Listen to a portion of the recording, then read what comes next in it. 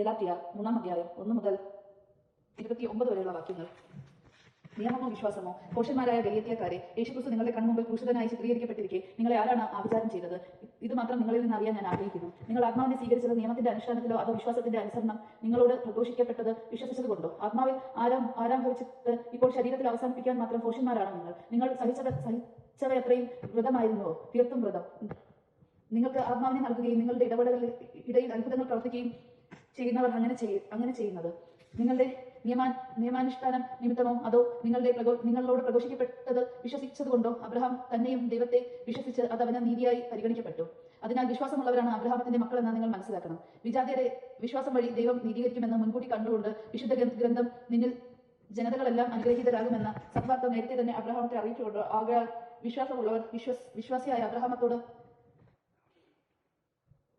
അനുഗ്രഹം പ്രാപിക്കുന്നു. നിയമാനുഷ്ഠത്തിൽ ആശ്രയം അർപ്പിക്കുന്ന എല്ലാവരും ശാപത്തിന് വിധേയരാണ്. എന്നാൽ ഇപ്രകാരം എഴുതപ്പെട്ടിരിക്കുന്നു: നിയമാഗ്രന്ഥത്തിൽ എഴുതപ്പെട്ടിരിക്കുന്നതെല്ലാം അനുസരിക്കാതെയും പ്രവർത്തിക്കാതെയും ഇരിക്കുന്നവൻ ശപിക്കപ്പെട്ടവനാണ്. ഒരുവനും ദൈവസന്നിധിയിൽ നിയമം വഴി നീതീകരിക്കപ്പെടുന്നില്ല എന്ന് വ്യക്തമാണ്. എന്തെന്നാൽ നീതിമാൻ വിശ്വാസം വഴിയാണ് ജീവിക്കുക. നിയമത്തിന്റെ അടിസ്ഥാനം വിശ്വാസമല്ല, എന്തെന്നാൽ അവ അനുഷ്ഠിക്കുന്നവൻ അവ വഴി ജീവിക്കും. ക്രിസ്തു നമ്മെ പ്രതി ശപിക്കപ്പെട്ടവനായി തീർന്നുകൊണ്ട് നിയമത്തെ ശാപത്തിൽ നിന്ന് നമ്മെ രക്ഷിച്ചു. എന്തെന്നാൽ മരത്തിൽ തൂക്കപ്പെടുന്നവൻ ശപിക്കപ്പെട്ടവനാണെന്ന് എഴുതിയിരിക്കുന്നു. അബ്രഹാമത്തിന് ലഭിച്ച അനുഗ്രഹം യേശുക്രിസ്തു വഴി വിജാതീയരിലേക്കും വ്യാപരിക്കേണ്ടതിനും ആത്മാവിന്റെ വാഗ്ദാനം വിശ്വാസം വഴി നമ്മൾ പ്രാപിക്കേണ്ടതിനുമാണ് ഇപ്രകാരം സംഭവിച്ചത്. നിയമവും വാഗ്ദാനവും. സഹോദരരെ, മനുഷ്യസാധാരണമായ ഒരു ഉദാഹരണം പറഞ്ഞാൽ, ഒരുവന്റെ ഉടമ്പടി ഒരിക്കൽ സ്ഥിരീകരിച്ചതിന് ശേഷം ആരും അത് അസാധുവാക്കുകയോ അതിലെന്തെങ്കിലും കൂട്ടിച്ചേർക്കുകയോ ചെയ്യാറില്ല. വാഗ്ദാനങ്ങൾ ലഭിച്ചത് അബ്രഹാമത്തിനും അവന്റെ സന്തതിക്കുമായിട്ടാണ്. പലരെ ഉദ്ദേശിച്ച് സന്തതികൾക്ക് എന്നത് പറഞ്ഞിട്ടില്ല.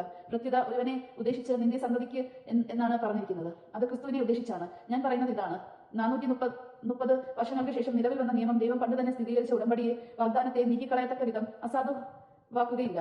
എന്തെന്നാൽ പാരമ്പര്യ അവകാശം നിയമത്തിൽ നിന്നാണ് ലഭിക്കുന്നതെങ്കിൽ അതൊരിക്കലും വാഗ്ദാനത്തിൽ നിന്നായിരിക്കുകയില്ല. എന്നാൽ ദൈവം അബ്രഹാമത്തിന് അത് നൽകിയത് വാഗ്ദാനം വഴിയാണ്. പിന്നെ എന്തിനാണ് നിയമം? വാഗ്ദാനം സിദ്ധിച്ചവന് സന്തതി ലഭിക്കുന്നതുവരെ പാപങ്ങൾ നിമിത്തം നിയമം നൽകപ്പെട്ടു. ദൈവദൂതന്മാർ വഴി ഒരു മധ്യവർത്തിയിലൂടെ അത് വിളംബരം ചെയ്യപ്പെട്ടു. ഒന്നിൽ കൂടുതൽ പേരുണ്ടെങ്കിലേ മധ്യപ്രവർത്തി വേണ്ടൂ. എന്നാൽ ദൈവം ഏകനാണ്.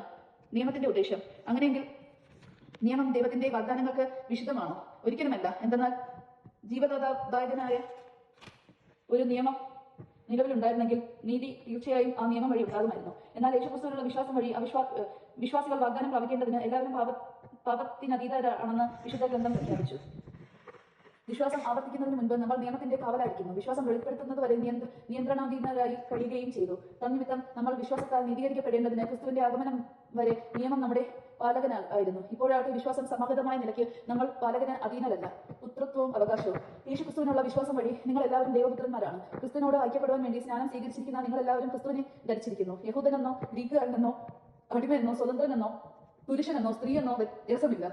നിങ്ങൾ എല്ലാവരും യേശുക്രിസ്തുവിൽ ഒന്നാണ്. നിങ്ങൾ ക്രിസ്തുവിലുള്ളവരാണെങ്കിൽ അബ്രഹാമത്തിന്റെ സന്തതികളാണ്, വാഗ്ദാനം അനുസരിച്ചുള്ള അവകാശികളുമാണ്. ദൈവജനമാണ് നാം കേട്ടത്. നമുക്ക് ദൈവത്തെ സ്തുതിക്കാം. ക്രിസ്തുവിനേക്ക് സ്തുതി.